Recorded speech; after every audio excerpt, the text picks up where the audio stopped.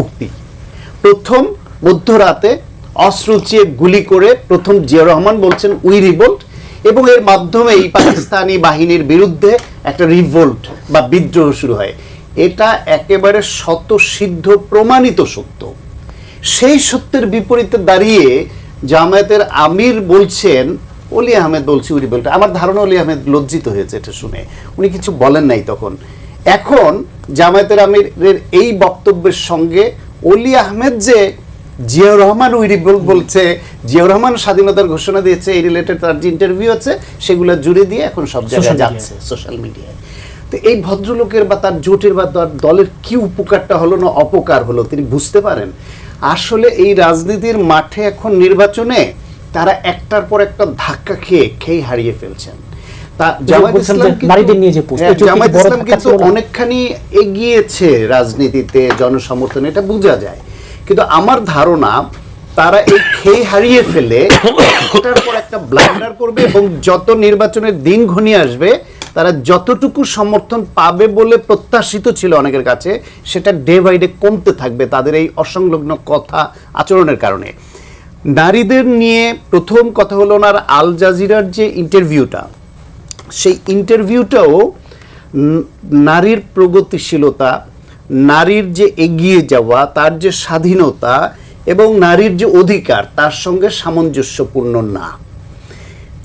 তারা ধর্মীয় রাজনীতি করেন, তাদের দৃষ্টিভঙ্গিতে সেটা করেছেন, মানলাম। হুবহু উনি ওই ইন্টারভিউতে যেই কথাগুলো বলেছেন তার সব কথাগুলোর সঙ্গে এটাকে মানে একরকম কর্মজীবী নারীদের পতিতার সঙ্গে তুলনা করে শুধু এই শব্দটা যোগ করে একটা এক্স পোস্ট হয়ে গেল। সেটা নিয়ে যখন বিতর্ক হলো, তারপরে আমার ধারণা এই যে বড় বড় নেতারা তাদের যে এই যে এক্স বলেন, ফেসবুক পেজ বলেন বা সোশ্যাল মিডিয়া ডিল করে, এটা নিজে তো করেন না, এত সময় তো এদের নাই, একটা টিম থাকে।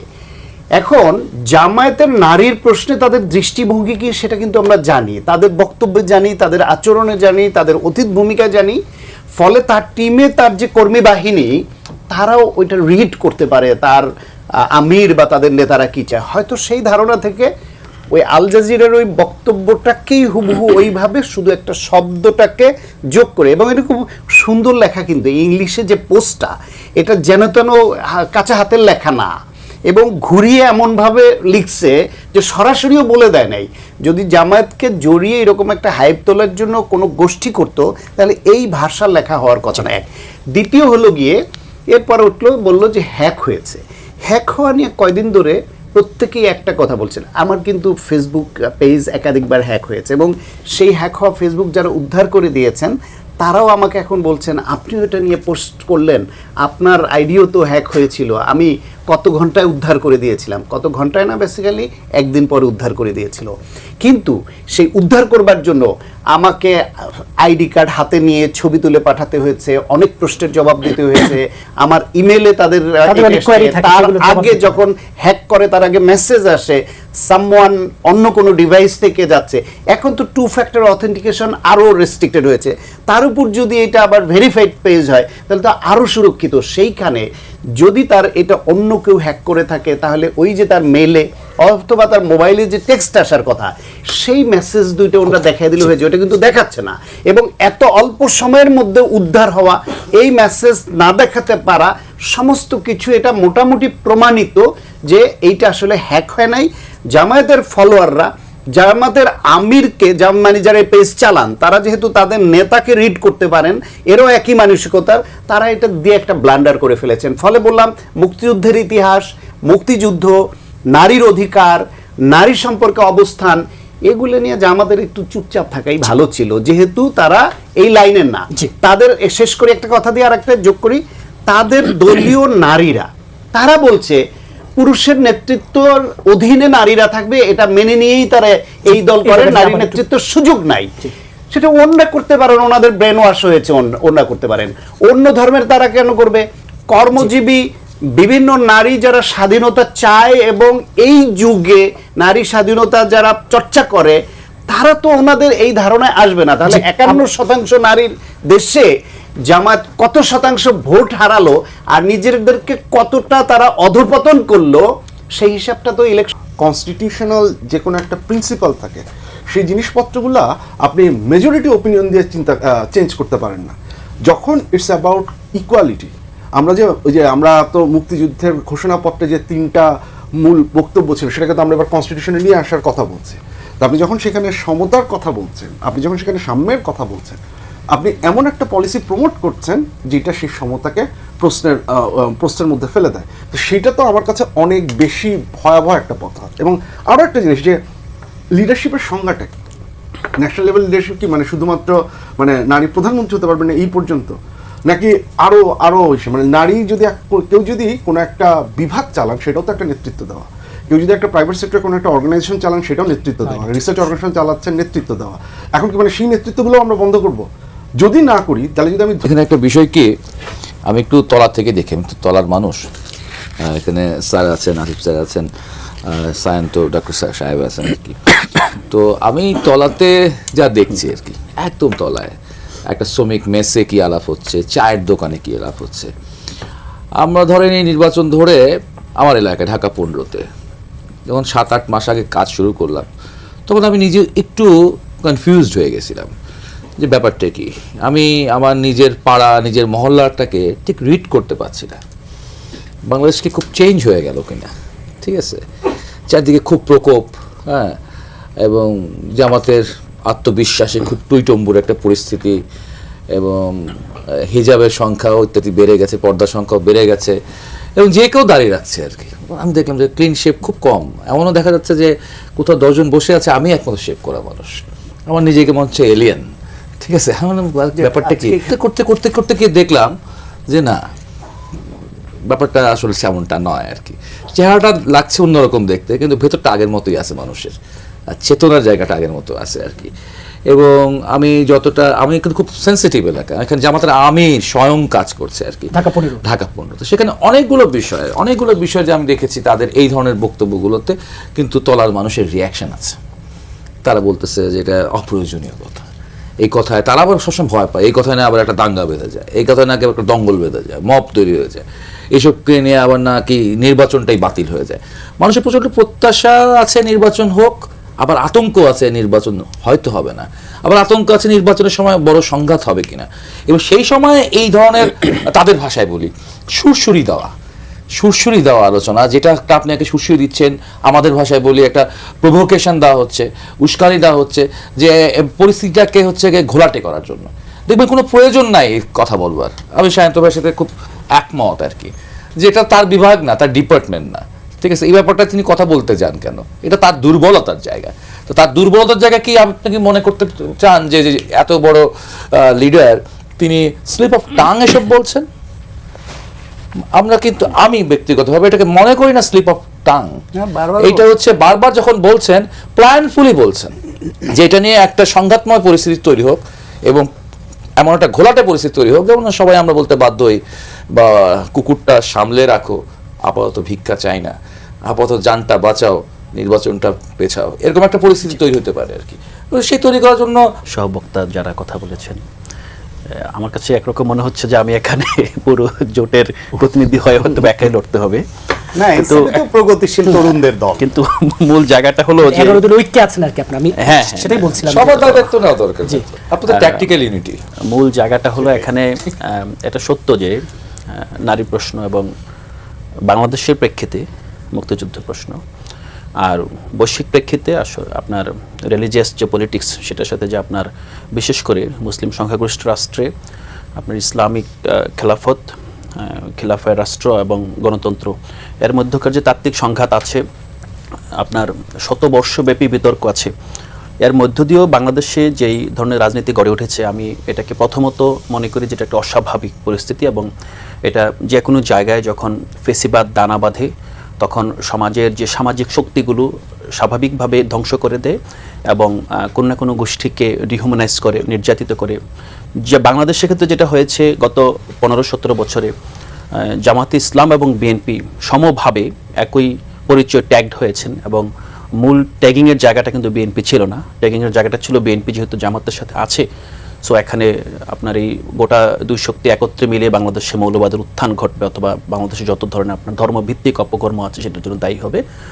সো ফেসিজমের একটা আপনার বৈধতার জায়গা ছিল সেটা। সেক্ষেত্রে যদি আমরা দেখি এখন যেটা হয়েছে যে আমরা দীর্ঘদিন মজলুমের পক্ষে দাঁড়ানোর জন্য আমরা যেই আপনার আদর্শ নির্বিশেষে, পরিচয় নির্বিশেষে সবার পক্ষে দাঁড়িয়েছি, এবং দাঁড়ানোটাই আমাদের সমাজের একটা আপনার সচেতন ফেসিবাদ বিরোধিতার অংশ হয়েছিল। কিন্তু স্বাভাবিকভাবেই এইটা একজন অধ্যাপকের দাঁড়ানো, একজন অ্যাক্টিভিস্টের দাঁড়ানো আর একজন সাধারণ মানুষের দাঁড়ানো সেম নয়। তো আমি মূল জায়গাটা দেখি যে এই গত 15 থেকে 17 বছরের ফেসিজমের একটা চূড়ান্ত পরিণতি হলো যে তৃণমূলে ফেসিবাদ অথবা ফেসিবাদ যে আদর্শের উপর ভিত্তি করে প্রতিষ্ঠিত হয়েছে সেগুলোর প্রতি জনগণের একটা তীব্র ঘৃণা, বিতৃষ্ণা এবং প্রতিরোধ পরায়ণতা, এইটার স্পেসটা এখানে জামাত এবং এখন যে জোট প্রক্রিয়া যারা গিয়েছেন সবাই এটা নিয়েছে। এক্ষেত্রে শান্ত ভাই যেই সমালোচনা করলেন খুব শুরু থেকেই যে জামাত রাজাকারের দল, তারা তো আসলে মুক্তিযুদ্ধ নিয়ে কথা বলতে পারে না, কথাটা আংশিক সত্য। কিন্তু জামাতকে বাংলাদেশের রাজনীতিতে তিনবার পুনর্বাসন করেছে বিএনপি। 75-এর 15 আগস্টের ট্র্যাজেডির পর বাংলাদেশে যখন আপনার বিপ্লবী সংহতি দিবস যেটা আমরা পালন করে থাকি, সেটার মাধ্যমে যখন আপনার জিয়াউর রহমানের আপনার উত্থান হলেন রাষ্ট্রনায়ক হিসেবে, তখন কিন্তু জামাতের প্রথমবারের মতো বাংলাদেশের রাজনীতিতে পুনর্বাসন হয়।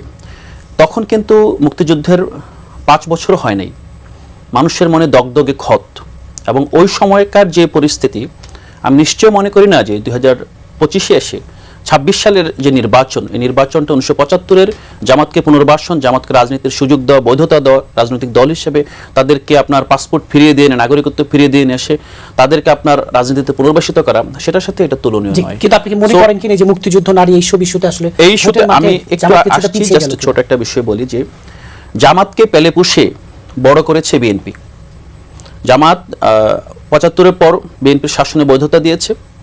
তারপর যখন 91-তে নির্বাচন হলো, বিএনপির কাছে অপশন ছিল, 2টা অপশন থেকে জামাতকে বেছে নিয়েছে এবং জামাতকে নিয়ে আপনার সরকার গঠন করেছে। 2001 সালে জামাতের যে যুদ্ধাপরাধের কথা আজকে বলছে, তারা তাদের সেই নেতৃত্বের গাড়িতে পতাকা তুলে দিয়েছে। সো সেই জায়গা থেকে আমি মনে করি যে জামাত প্রশ্নটা আমাদেরকে অবশ্যই জাতিগতভাবে ডিল করতে হবে। কিন্তু বিএনপি আজকে যেই স্ববিরোধিতার জায়গা থেকে জামাতকে আলগা করে পুরো আওয়ামী লীগের জায়গা জামাতকে বসে আপনার দূরত্বটা তৈরি করছে, এটা অনেকটাই কৃত্রিম, এবং এই জায়গাটা মনে হয় বাংলাদেশের আগামীর রাজনৈতিক অথবা আপনার সামাজিক সংহতির জন্য খুবই ডিভাস্টেটিভ। কারণ একটা বিষয় দেখেন, এখানে যেমন আওয়ামী লীগ যেভাবে জামাতকে ডিল করেছে, এই ডিল করাটাকে কিন্তু বিএনপিও কিন্তু ভালোভাবে নেয় নাই, এবং বিএনপি থেকে জামাতকে বিচ্ছিন্ন করার জন্য বছরের পর বছর প্রচেষ্টা চলেছে। কিন্তু বিএনপি যেহেতু মাঠের শক্তিতে বিভিন্নভাবে, বিভিন্ন কারণে, বিভিন্ন সমীকরণে জামাতকে প্রয়োজনীয় মনে করেছে, জামাতকে ততদিন পর্যন্ত রেখেছে যতদিন পর্যন্ত আওয়ামী লীগ এখান থেকে বিদায় না হয়েছে। তো সেক্ষেত্রে এখন আওয়ামী লীগের জায়গায় এসে যদি বিএনপি সেম আপনার সমালোচনা, সেম র্যাটরিক, সেম ন্যারেটিভ দিয়ে রাজনীতিটা করতে চায়, আমার মনে হয় এটা বিএনপির জন্য হওয়াটা ছিল যে ওরা ইন্ডিপেন্ডেন্টলি পলিটিক্স করুক এই দলটা, ফলে বিএনপি, জামায়াত ইসলাম সহ ট্রেডিশন দলগুলোর মধ্যে অগ্রহণযোগ্য যে কাজগুলো আছে তারা চাপে পড়ুক যে এই রাজনীতি চলবে না। সেই প্রত্যাশা নিয়ে কিন্তু আমি যদিও বিএনপিকে সমর্থন করি, কিন্তু ওদের প্রতি ওই ভালোবাসা নিয়ে কিন্তু তাকিয়েছিলাম, এবং ওরা বিএনপির সঙ্গে জোটে আসলেও আমি খুশি হতাম না, এবং ওদের সঙ্গে ব্যক্তিগতভাবে যখন কথা হতো আমি কিন্তু বলতাম যে কোনো জোটে যেয়েন না আপনারা। তারপর জামাতের সঙ্গে যেভাবে হোক গিয়েছে, নানান লোভে অথবা লাভে যে কোনো উদ্দেশ্যেই যা গেছে, গিয়ে এমন এক মাইনকা চিপায় পড়ছে যে জামায়াত যে নারীকে বেশ্যা বা প্রস্টিটিউট বলার মধ্যে এক ধরনের আদিমতম পাশবিক আনন্দ পায়, অনুভব করে, সেই বিষয়টাকে স্পষ্ট করে বলার সক্ষমতা হারিয়ে ফেলেছে। জামাতের নেতা ডাকসুতে ঢাকা বিশ্ববিদ্যালয়ে কি ওটা একটা বেশ্যাখানা ছিল, এইরকম জঘন্য কথা বলতে পারে। জামাতের টপ লিডার আল জাজিরায় নারীকে নিয়ে অবদমন করবার নীতি নিয়ে যে কথা বলতে পারেন, তার আবার টুইটে সেখানে একটা শব্দ যোগ করে ওইটাকেই একটু আবার যেভাবে প্রস্টিটিউট বলে চালাতে পারেন, তাদের নারী নীতির যে অবস্থা, আর মুক্তিযুদ্ধের প্রশ্নে বিএনপি ভুল করেছে। আমি যে বহু অনুষ্ঠানে বলেছি, বিএনপি এবং আওয়ামী লীগ দুই দল এই জামায়াতের প্রতিষ্ঠার জন্য দায়ী, অপরাধী। কারণ এই দুইটা দল প্রশ্রয় না দিলে বাংলাদেশের রাজাকার আর স্বৈরাচারের জায়গা হতো না। তারা নিজেদের রাজনৈতিক লাভ চিন্তা করে কখনো জামায়াতকে কখনো জাতীয় পার্টিকে সঙ্গে নিয়েছে বা ছুঁড়ে ফেলেছে, এই করে করে এই দল দুইটাকে টিকিয়ে রেখেছে। কিন্তু তার কোনোটাই কি জাস্টিফাই করে যে জামায়াতের আমির মুক্তিযুদ্ধের ইতিহাস নিয়ে ভুল তথ্য দিবেন, বলবেন যে ওই রিভোল্ট বলেছে অলি আহমেদ? এটা হয়। বিএনপি যে ভুল করেছে তার জন্য বিএনপিকে আপনি গালমন্দ করেন, তার সমালোচনা করেন, আমি নিজেই তো করছি, নিজেই বলছি যে বিএনপি ভুল করেছে। হ্যাঁ, তাদের উদ্দেশ্য তারা অন্যভাবে দেখে। জিয়াউর রহমান ইনক্লুসিভ পলিটিক্সের স্বার্থে, ঐক্যবদ্ধ হওয়ার স্বার্থে, যেটা শেখ মুজিবও করেছিল, নির্দিষ্ট অপরাধী যারা তাদের বাদ দিয়ে বাকিদের সাধারণ ক্ষমা ঘোষণা করেছিল। জেনে বুঝেই তো রাজাকারকে সাধারণ ক্ষমা ঘোষণা করেছিল ৭২ সঙ্গে মুক্তিযুদ্ধের পর। জিয়াউর রহমান দেখেছে আমি আরেক ধাপে গিয়ে নেই, এদের রাজনীতি নিষিদ্ধ, ওরা আসুক, আমরা আরও ঐক্যবদ্ধভাবে বা নতুন একটা পথ এবং ঘরানাটা তৈরি করতে হবে। রাজনীতিতে এটা হয়। সেই ভুল শুদ্ধ নিয়ে আমরা তো অবশ্যই সমালোচনা করতে পারি, কিন্তু তার কোনোটা কি জাস্টিফাই করে যে জামায়াতের আমির এই কথা বলতে পারেন যে অলি আহমেদ উই রিভোল্ট বলে বলছে, কীর্তি সন্তান? এই ভুল ইতিহাস তো তার দেওয়ার প্রয়োজন নাই। অন্তত এটুকুও যদি এনসিপির যে তরুণরা সাধারণত একটু নির্মোহ হয়, বয়স যেতে যেতে অনেকে পচে যায়, এদের তো এখনো পচার বয়সই হয় নাই। তারা একটু নীতিবান হবে, তারা একটু বিপ্লবী হবে, একটু তেজি ভাব থাকবে, নিজ ফ্যামিলিতে কেউ অন্যায় করলো সে অন্যায়টাকে অন্যায় বলতে শিখবে। শুধুমাত্র জোটে ঢুকলেই এটা করতে হবে কেন? ওদের মধ্যে তো অনেক ছেলে মেয়ে আছে যারা মানে প্রচুর পড়াশোনা করা, যারা প্রগতিশীল রাজনীতি এবং চিন্তাধারা নিয়ে বেড়ে ওঠা, তারাও তো এনসিপিতে আছে। এখন জোটে গেছে বলে এটা একটা কৌশলগত অবস্থান, তাই বলে তার খারাপটাকে খারাপ বলা যাবে না। আপনি নারীর প্রশ্নে তারা যে অবস্থান নিয়েছে, যেটা শাহান ভাই বললেন, তারা তো কোনোভাবেই ক্লিয়ার করতে পারছে না নারীর পজিশনে তারা কি নিবে। তারা এটা এক ধরনের ডাবল স্ট্যান্ডার্ড। আপনি যখন 4 দলীয় জোট, 12 দলীয় জোট, 20 দলীয় জোট হয়েছে, শেখ খালেদা জিয়া কি ছিলেন? জোট নেত্রী ছিলেন, জোটের প্রধান নেত্রী ছিলেন। সেই জোটে খালেদা জিয়ার নেতৃত্ব মেনেই জামায়াত রাজনীতি করেনি, সেখানে একসঙ্গে মিটিংয়ে বসে সিদ্ধান্ত নেয়নি। তখন নারী নেতৃত্ব ও অন্যের দলের হলে নারী নেতৃত্ব মারা যাবে। ওইটা তো একটা জোট, সেই জোটেরও তো একটা নেতৃত্ব ছিল। ওই প্রধানমন্ত্রীত্বে খালেদা জিয়া প্রধানমন্ত্রী ছিল না, তার অধীনে ওই ক্যাবিনেটে তার নেতৃত্ব মেনে জামাতের 2 জন মন্ত্রী ছিল না। মেইন কথাটা হচ্ছে এগুলো এক ধরনের মুনাফিকি, নিজের ভেতরে পোষণ করে যা, নিজের দলের ব্যাপারে করতে চায় যা, সেটা না করে তারা স্বার্থ সিদ্ধির জন্য ওইখানে গেছে, দল টিকে রাখা বা দলকে এগিয়ে নেওয়ার জন্য। এটা হলো এক ধরনের যে মুনাফিকি যেটাকে বলে, যে ভেতরে আর বাইরে অন্য, ভাবে এক, বলে আর এক, বলে যা করে আর এক। সেরকম শেখ হাসিনার সঙ্গে তারা বসেনি,